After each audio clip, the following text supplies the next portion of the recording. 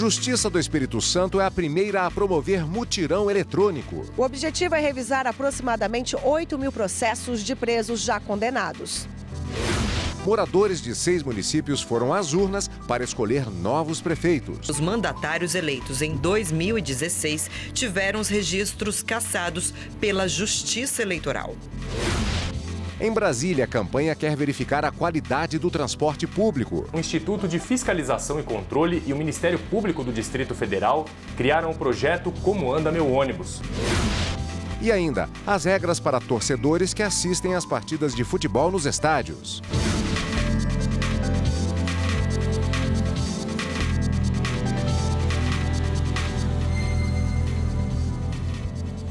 Olá, boa tarde. A Justiça do Espírito Santo é a primeira a realizar no país mutirão carcerário eletrônico. A expectativa é que sejam revisados aproximadamente 8.000 processos de presos já condenados. Quem tem as informações e traz para a gente ao vivo é a repórter Fernanda Tavares, com quem nós conversamos agora. Boa tarde, Fernanda. Olá, Cadu. Boa tarde a você, boa tarde a todos. A ideia é revisar 8.000 processos de presos já sentenciados, ou seja, 1/4 dos processos da execução penal do Estado. O novo formato do mutirão é uma das ações do Justiça Presente do Conselho Nacional de Justiça. Durante o mutirão, ainda haverá o apoio da Defensoria Pública do Estado do Espírito Santo e de 60 defensores de outros estados. E para evitar os casos de reincidência e ajudar aí na reinserção social, os presos serão ouvidos por psicólogos e assistentes sociais. Cadu, eu volto com você no estúdio. Obrigado, Fernanda. De acordo com o relatório Justiça em Números, em 2018, em todo o país, cerca de 85% dos processos ingressaram na Justiça por meio eletrônico. São pouco mais de 20 milhões de processos eletrônicos. O montante corresponde a 83,8% dos processos de 2018. Os processos físicos correspondem a 16,2% do total. A análise do relatório Justiça em Números aponta que a informatização alcançou na Justiça Federal o percentual de 81,8%. O maior índice de informatização é na Justiça do Trabalho. 100% dos processos iniciados no TST tramitam eletronicamente. O relatório Justiça em Números revela ainda que os tribunais de justiça do Acre, Alagoas, Amazonas, Mato Grosso do Sul, Sergipe e Tocantins se destacam positivamente por terem alcançado 100% de processos eletrônicos nos 2 graus de jurisdição. Norma do Conselho Nacional de Justiça, publicada no Diário Oficial da última sexta-feira, permite que pessoas físicas e jurídicas, incluindo bancos e instituições financeiras fiscalizadas pelo Sistema Financeiro Nacional, levem os respectivos títulos aos cartórios e protestem de graça o devedor inadimplente. Caberá, inclusive, ao devedor pagar todas as despesas do protesto.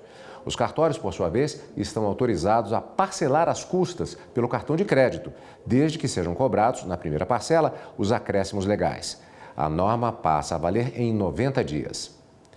Eleitores de 6 municípios voltaram às urnas neste domingo para escolher novos prefeitos. Vamos conferir os resultados. Eleitores de 6 cidades voltaram às urnas no último domingo para eleger prefeito e vice-prefeito, que ficarão nos cargos até 31 de dezembro de 2020. As novas eleições foram realizadas porque os mandatários eleitos em 2016 tiveram os registros cassados pela Justiça Eleitoral. Em Mimoso de Goiás, município goiano, a chapa liderada por Rafael Bruno venceu a eleição com uma diferença de apenas 95 votos para o segundo colocado, obtendo 52,24% do total dos votos válidos. Em Camamu, na Bahia, Irmão Enoque foi eleito com mais de 7.000 votos. Já em Dionísio, Minas Gerais, o mais votado foi Nando de Chiquito Trajano, que se tornou o novo prefeito do município com 38,71% dos votos válidos. Em Riachão do Dantas, município sergipano, Simone de Dona Raimunda foi a escolhida da maioria dos eleitores na disputa eleitoral, com 56,61% dos votos. Na cidade de Paulínia, em São Paulo, 9 candidatos concorreram à prefeitura. Com quase 27% dos votos, Duca Zelato conquistou a cadeira no Executivo Municipal. Por fim, em Mirandópolis, também em São Paulo, 2 chapas concorreram à prefeitura. Mas o candidato a vice-prefeito de uma delas teve o registro de candidatura indeferido e aguarda julgamento de recurso.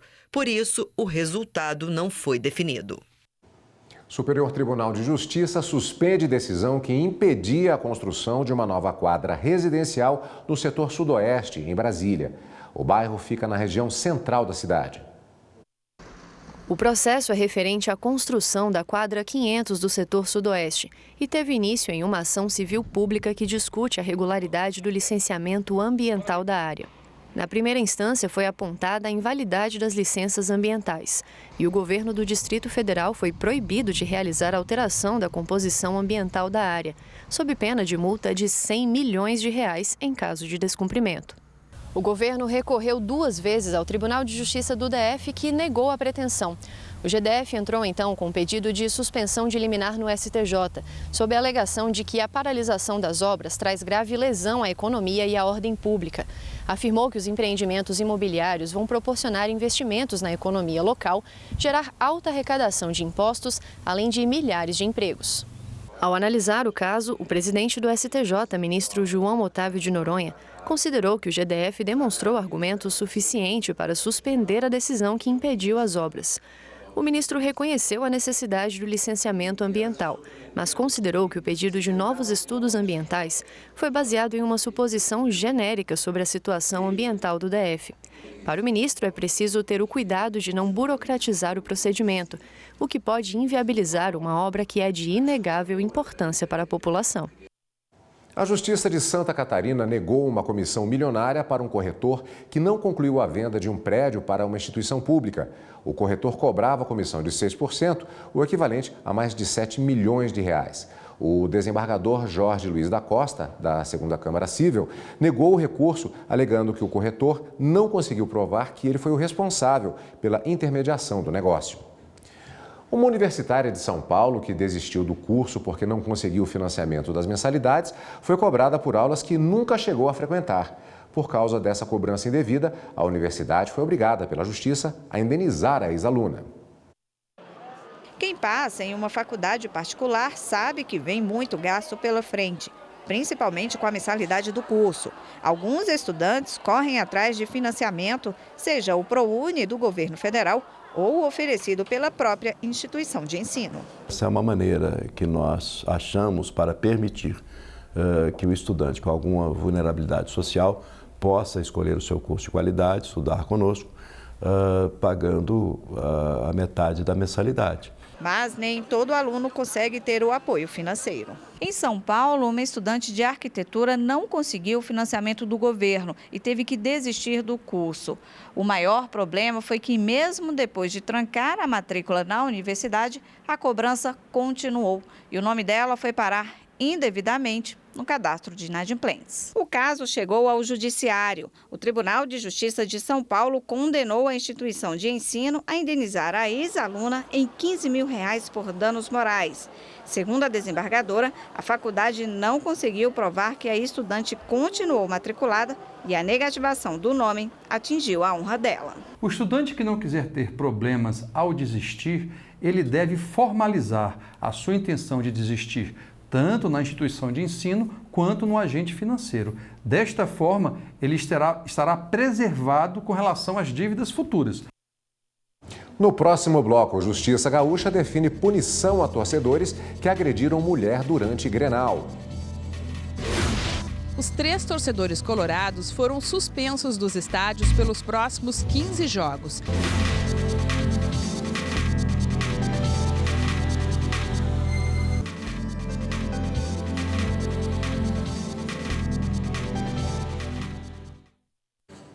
A segunda turma do Superior Tribunal de Justiça manteve decisão que condenou o Rio Grande do Sul a pagar R$20 mil de indenização por danos morais a um sobrevivente do incêndio na Boate Kiss. No recurso especial, o Estado questionava sua condenação solidária. Para o STJ, rever a decisão exigiria o reexame de provas, o que é inviável por recurso especial. O incêndio na Boate Kiss matou 240 pessoas e deixou mais de 600 feridos. A tragédia aconteceu em 2013 na cidade de Santa Maria. No Rio Grande do Sul, Justiça determina punição para envolvidos que hostilizaram torcedora no jogo entre Grêmio e Internacional.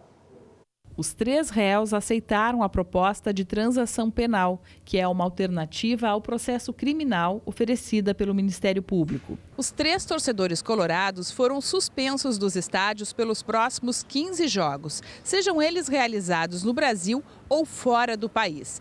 Neste período, sempre que houver jogo do Internacional, eles terão que se apresentar numa delegacia de polícia. Se o jogo for realizado em Porto Alegre, deverão permanecer na unidade até o final da disputa. O juiz determinou ainda que eles produzam um vídeo educacional que promova a paz nos estádios, que poderá ser usado em campanhas de conscientização. Os 3 obrigam-se a produzir um vídeo individual, expressando a experiência que tiveram com esses episódios de violência. Esse vídeo tem que ser um vídeo educativo e preventivo para os demais torcedores, no sentido de que se conscientizem de evitar esse tipo de incidente. A torcedora gremista que sofreu as agressões não participou da audiência, mas poderá, caso seja de interesse dela, ingressar com processo judicial individual. No Grenal do último dia 20 de julho, no Beira-Rio, torcedores do Internacional hostilizaram a torcedora gremista, que estava acompanhada do filho, nas arquibancadas em um espaço destinado à torcida mandante. A torcedora colorada não quis gravar entrevista.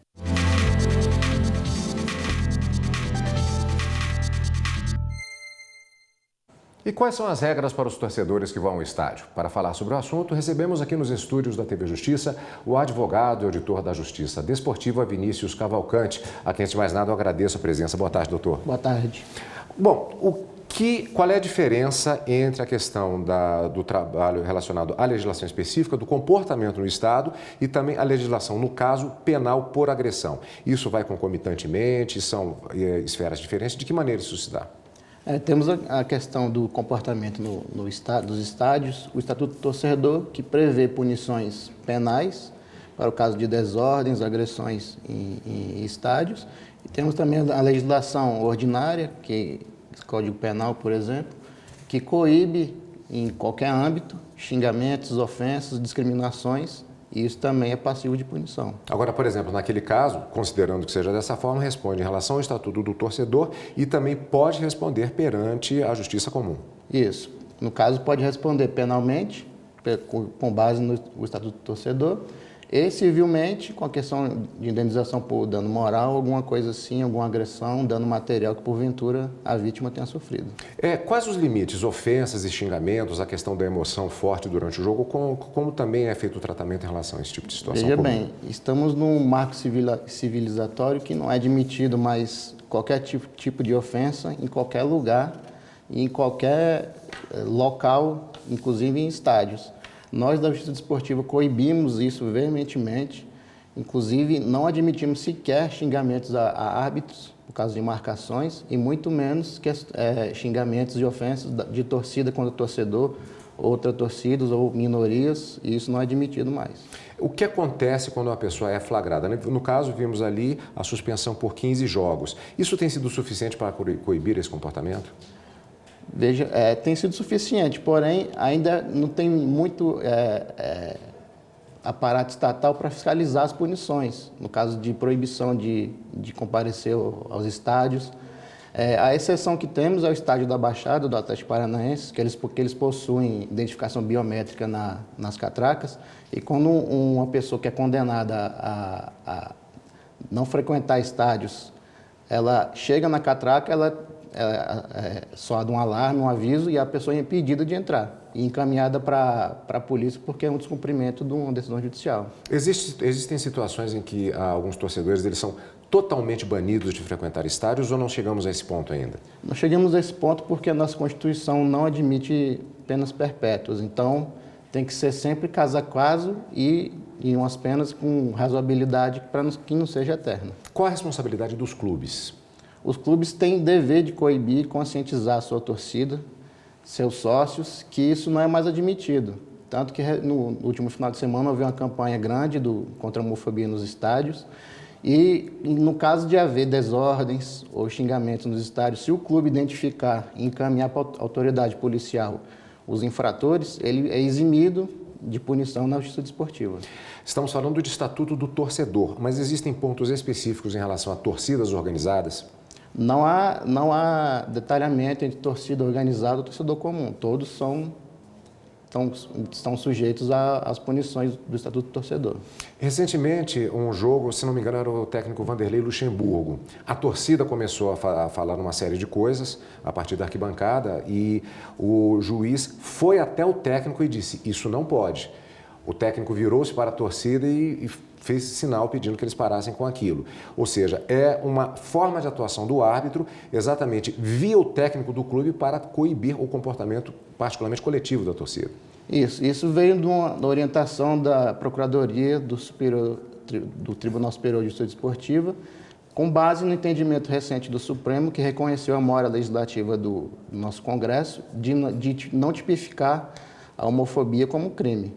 E essa orientação veio de cima para baixo, tem que, primeiro, estar conscientizando para não acontecer mais, e se acontecer, os torcedores e os clubes estão sujeitos às punições, tanto da justiça comum quanto da desportiva. Maltrato aos animais pode ser incluído? Eu estou lembrando agora do episódio em que um urubu, voando no jogo do Flamengo, sobrevoou uma torcida e alguém atingiu o animal e o animal acabou sendo massacrado. Isso também pode incluir? Sim, o Código Brasileiro de Justiça Desportiva, ele trata como desordem, por exemplo, e desrespeito a qualquer ser vivo que, porventura, ocorra algum maus tratos, tanto de pessoa física quanto de um animal, é sujeito à punição. Bom, isso sem falar de homofobia, como falamos na verdade agora, mas também a questão do racismo e várias situações que são crimes. Fiquemos de olho, portanto, nessa situação. Doutor, muito obrigado pela sua participação. Obrigado, boa tarde. Boa tarde. O juiz Edson Zimmer, da Vara da Fazenda Pública, Acidentes do Trabalho e Registros Públicos de Rio do Sul, em Santa Catarina, condenou um agente prisional por improbidade administrativa. De acordo com a denúncia, o homem desviou mais de R$11 mil que pertenciam aos detentos. Ao praticar a ação, ficou constatado enriquecimento ilícito e violação dos princípios da administração pública. O juiz determinou que o agente devolva os valores e ainda decretou a perda da função pública dele. A seguir, projeto do Ministério Público do Distrito Federal e Territórios pergunta: como anda meu ônibus? Demora muito, fica muito tempo na parada. E ainda pego o ônibus lotado.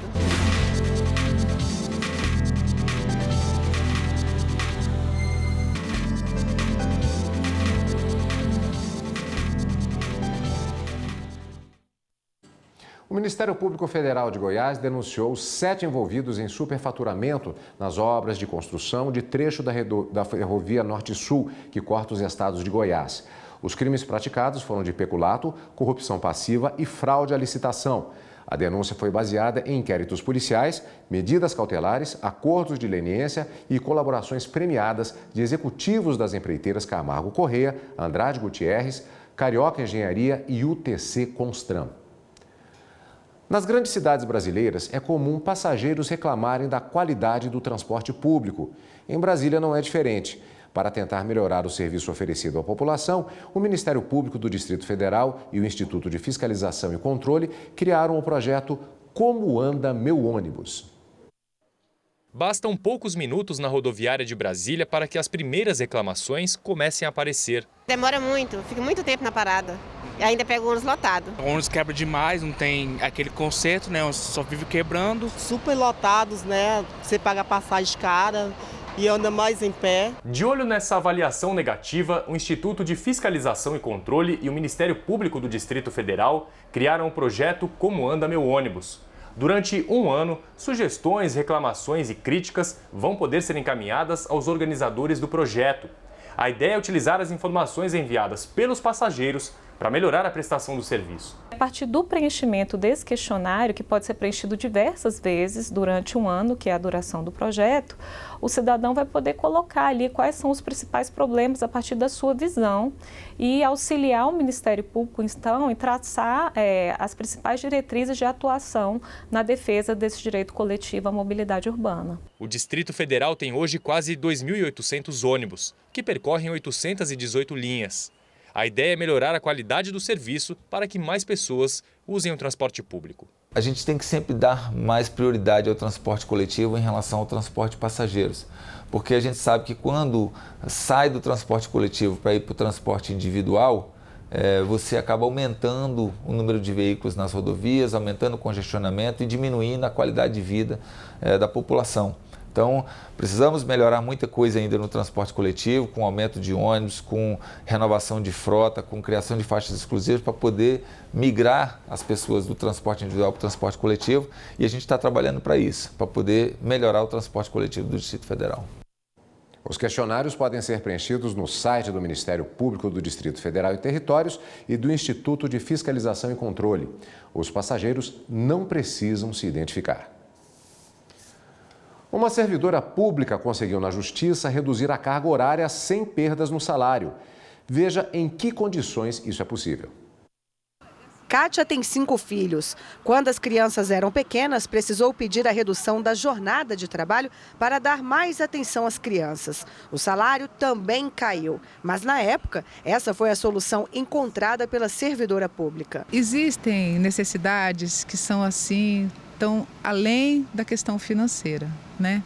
Na época só foi possível fazer isso porque tinha a pensão do meu ex-marido que realmente supriu essa diminuição, né, do salário, então eu tive esse suporte. Geralmente a redução da jornada implica na diminuição do salário. Porém, uma servidora pública federal conseguiu, através de uma decisão judicial, diminuir a carga horária de trabalho para cuidar de 2 filhos autistas. Além do horário especial, sem a redução salarial, a servidora não precisa compensar as horas. O INSS recorreu da decisão, mas sem sucesso. O desembargador que analisa o caso destacou a Lei 7.853, que fala sobre o dever do Estado em assegurar os direitos básicos da pessoa com deficiência.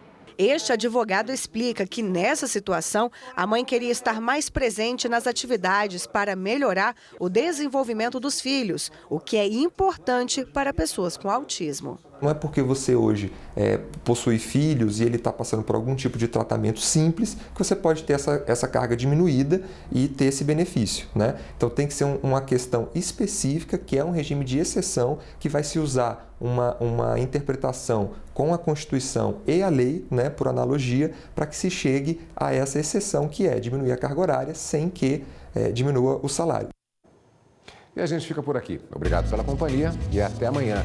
Fique agora com o programa Fórum sobre metas na educação. Tchau!